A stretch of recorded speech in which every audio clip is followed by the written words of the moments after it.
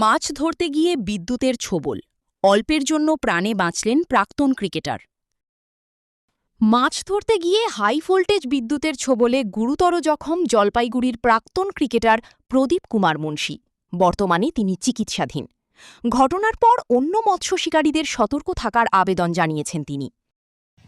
দমোহনীর একটি পুকুরে মাছ ধরার সময় প্রদীপ কুমার মুন্সির কার্বন ফাইবারের ছিপ উচ্চ ক্ষমতার বিদ্যুতের তারে স্পর্শ করে। তীব্র বিদ্যুৎস্পৃষ্ট হয়ে তিনি ছিটকে পড়েন। গ্রামবাসীরা তাকে উদ্ধার করে হাসপাতালে ভর্তি করেন। বিদ্যুতের আঘাতে তার হাতের তালু গুরুতরভাবে ক্ষতিগ্রস্ত হয়েছে।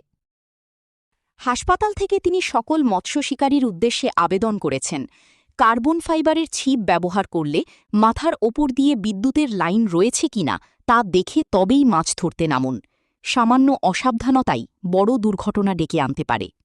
ক্যানেলের ধারে বসে মাছ মারছিলাম। কোন জায়গায়? এই দমোহনী। আচ্ছা। তা ওখানটায় উপরে হাই টেনশনের তার ছিল। হ্যাঁ হ্যাঁ। তা মাছ মারার সময় কোনো অসুবিধা হয়নি, কিন্তু আমি যখন ছিপটা হাতে নিয়ে ওখান দিয়ে হাঁটা শুরু করেছি, তখনই ছিপটা বোধহয় তারে লেগে গেছিলো। আচ্ছা। তারপরে তো আমি কিছু টের পাইনি। হ্যাঁ। আমাকে একেবারে ঝাটকা আমাকে ফেলে দিল। হ্যাঁ। সবার আগে যেটা দেখা উচিত যে মানে হাই ভোল্টেজ ইলেকট্রিক লাইন উপর দিয়ে আছে কিনা সেটা দেখে বসা উচিত। কেননা এখন সব ওই রডগুলো কার্বন ফাইবারের।